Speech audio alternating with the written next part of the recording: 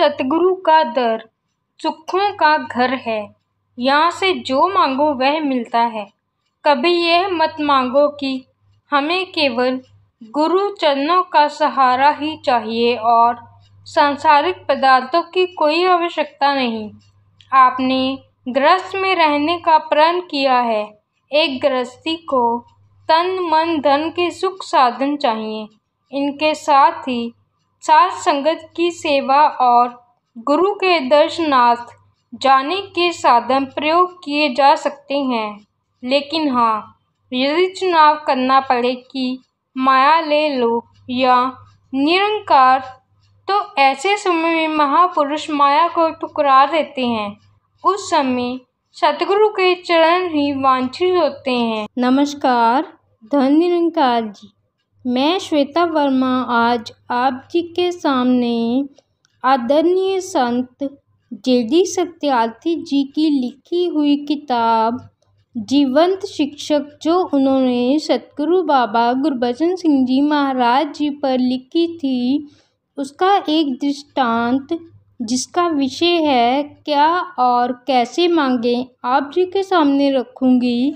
आप जी प्रमाण करना। बाबा गुरबचन सिंह जी खुद कर्म योगी थे, जो बोलों से अधिक कर्म की भाषा की शक्ति जानते थे। आप हर पक्ष से अपने गुरु सिखों को सचेत करते रहते ताकि इनके जीवन खुद भी निखर कर सामने आए व सांसारिक प्राणियों के लिए भी निखार लाने में सहयोगी सिद्ध हों। ऊंचे ऊंचे खोखले बोल आपको कभी भी पसंद नहीं थे। समर्थ होते हुए भी आप ना तो खुद ऊंचे ऊंचे दावे करते और ना ही अपनी गुरु सिखों से ऐसी आशा करते थे। आप चाहते थे कि सत्संग में भी सच्चाई को ही प्रकट किया जाए और कभी दूसरों से वाह वाह लेने के लिए खोखले बोल ना बोले जाएं। इस संबंध में यह घटना पाठकों को जीवन में बहुत बड़ी दिशा प्रदान करेगी। दिवाली का दिन था और निरंकारी कोठी के आंगन में विशेष सत्संग का आयोजन किया गया था। इस खुशी के अवसर पर काफ़ी रंगारंग कार्यक्रम होता रहा। इसी का एक अंग कवि दरबार भी था। हर कवि ने अपनी कविता बोलकर सतगुरु और साध संगत का भरपूर आशीर्वाद प्राप्त किया। इसी दौरान निरंकारी वर्कशॉप के ड्राइवर लद्दा जी ने भी कविता पढ़ी, जिसमें उन्होंने कहा कि धन दौलत संतान सुख व्यापार व प्रसिद्धि आदि मांगे गए हैं, मगर मेरी मांग इन मांगों में नहीं।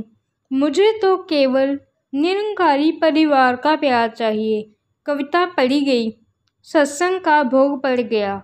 शाम को लद्दा जी नमस्कार करने आए तो निरंकारी राजमाता जी ने उन्हें सचेत करते हुए कहा, पूर्ण समर्थ सतगुरु से प्यार के साथ साथ धन दौलत भी मांगनी है। यदि धन दौलत नहीं चाहिए तो फिर सेवा कैसे करोगे? क्या सचमुच ही इज्जत मान संतान सुख आराम नहीं चाहिए, या केवल कविता को कविता की तुक बंदी समझकर सच्चे दरबार में पेश कर दिया है? मेरी तरफ देखो, मैं मांगने का ढंग ही बताती आई हूँ कि मांग कैसे मांगो। सुख सारे दुनिया लिपा दे मेरी झोली विच, फिर भी मिलाई रखी संतां दी टोली विच। आपने भी इसी तरह ही मांग मांगनी है। दिन बीतते गए।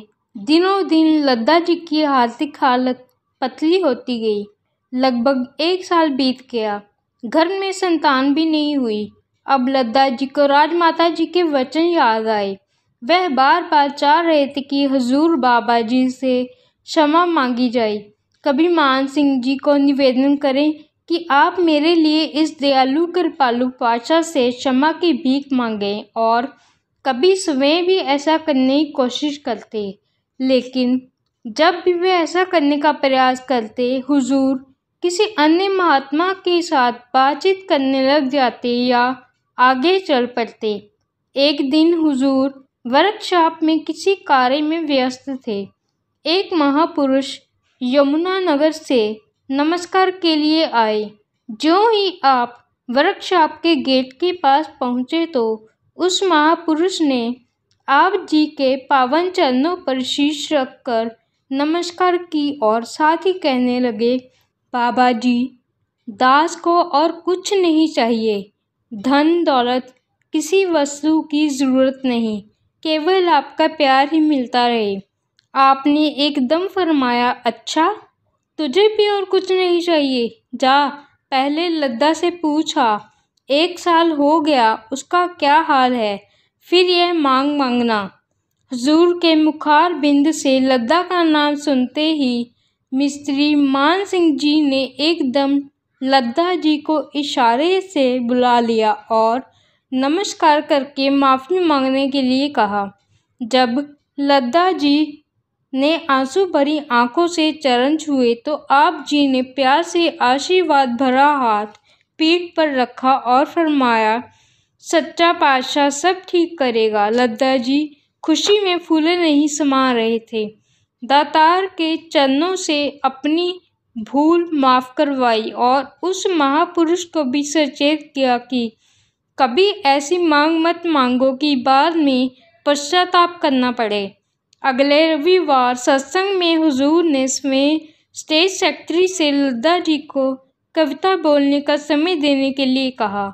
लद्दा जी ने संगत में खड़े होकर आप बीती सुनाई और साथ ही संशोधित कविता पढ़ी कि इज्जत, सम्मान, धन दौलत, संतान के साथ साथ निरंकारी परिवार का प्यार भी प्रदान करो। सत्संग की समाप्ति के बाद जब वर्कशॉप में लद्दा जी ने नमस्कार की तो हुजूर ने हंसकर फरमाया, आज कविता ठीक थी। इस घटना से पाठकजन स्वयं ही अनुमान लगा सकते हैं कि आप किस प्रकार संतुलित जीवन व सर्वपक्षीय खुशियाँ प्रदान करना चाहते थे। धन्य निरंकार जी।